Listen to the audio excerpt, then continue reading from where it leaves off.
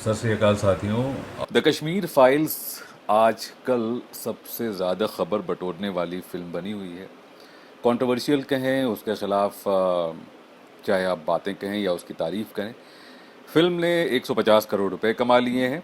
हाँ, अब नई नई चीज़ें उभर कर सामने आ रही हैं। जैसे रेवाड़ी ज़िले हरियाणा में कोई बिट्टू साहब हैं, जो कि भाजपा के एक नेता हैं। उन्होंने फिल्म जो है, फिल्म द कश्मीर फाइल्स खुले में दिखाने के लिए, जनता को पब्लिकली दिखाने के लिए आमंत्रित किया और कहा कि 20 बाई 10 की एलईडी लगेंगी विद डिजिटल साउंड, और आइए और इस फिल्म को देखिए। इस पर आपत्ति खड़ी की है विवेक रंजन अग्निहोत्री ने, जो कि फिल्म के राइटर हैं, डायरेक्टर हैं और शायद प्रोड्यूसर भी हैं।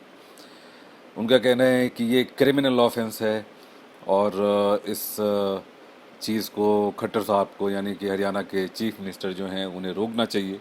ये गलत बात हो गई कि आप इस तरह से कानून का उल्लंघन कर रहे हैं।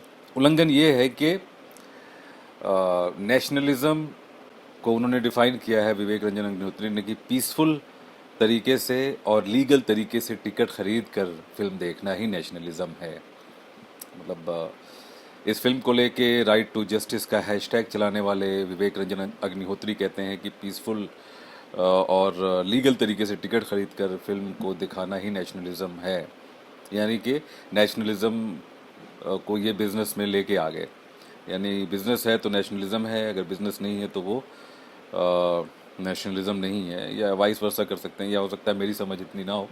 लेकिन इस पर एक मसला ज़रूर खड़ा हुआ है। मसला ये भी खड़ा हुआ है कि इस बात को लेके प्रकाश केरे, जो कि फिल्मों के बारे में काफ़ी अच्छी नज़र रखते हैं, लिखते रहते हैं, उन्होंने भी सवाल किया विवेक अग्निहोत्री से, तो उनसे भी बहस हो गई। और बहस में विवेक अग्निहोत्री ने कहा कि भाई 1000 कॉपियाँ जो हैं आउटलुक मैगज़ीन, जिनके लिए प्रकाश जो है लिखते हैं, आप क्या फ्री में दे देंगे? तो प्रकाश ने जवाब दिया कि मैं आउटलुक ग्रुप का मालिक नहीं हूँ, मैं वहाँ पर एक फ्रीलांसर के तौर पे लिखता हूँ और मैं सर्वाइवल के लिए लिखता हूँ। मैं लिखता हूँ कि मुझे कुछ पैसे मिल जाते हैं मेरे लिखने के। मैं आपकी तरह राइट टू जस्टिस का हैशटैग नहीं चलाता, और कश्मीरी पंडित का जो है मैं रहबर या रहनुमा बनकर नहीं उभरता हूँ, जो कि आपने फिल्म के ज़रिए या सोशल मीडिया के ज़रिए जिस तरह से आपने फैलाया। तो ये एक बहस चली। इसी बहस में एक बात और जुड़ के आ गई है।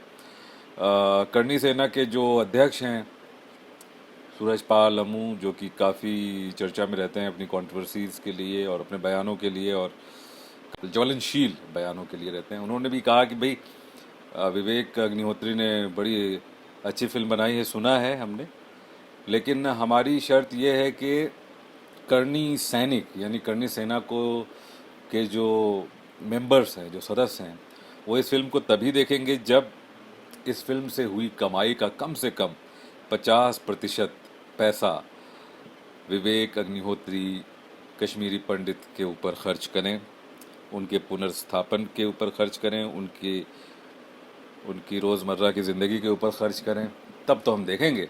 और अगर ऐसा विवेक अग्निहोत्री करते हैं तो ये बात समझ में आती है कि उन्होंने देशभक्ति या राष्ट्रभक्ति की भावना में ये फिल्म बनाई। और अगर ऐसा नहीं करते हैं तो सीधे सीधे ये एक मैसेज होगा कि भाई बिजनेस करने के लिए, पैसा कमाने के लिए, धंधा करने के लिए ये फिल्म उन्होंने बनाई, और कश्मीरी पंडितों के ज़ख्मों पर मलहम लगाने के बजाय उन ज़ख्मों से उन्होंने पैसे बनाए। तो अब थोड़ा परेशानी ज़रूर होगी। विवेक अग्निहोत्री के जवाब का इंतज़ार है सूरजपाल अमू को, करनी सेना के अध्यक्ष को। और देखना ये है कि खुले में जो फिल्म लगने वाली द कश्मीर फाइल्स, वो चल पाती है या नहीं। खट्टर साहब से तो अपील की है विवेक अग्निहोत्री ने कि ऐसा ना हो।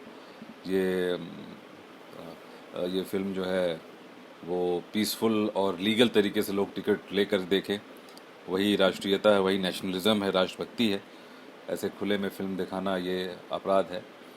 तो अभी तो बड़ा अच्छा बिजनेस कर रही है द कश्मीर फाइल्स, 150 करोड़ रुपए कमा चुकी है, और प्रोड्यूसर्स को ज़रूर उम्मीद होगी कि अभी 100 करोड़ रुपए और कमाएगी। देखते हैं।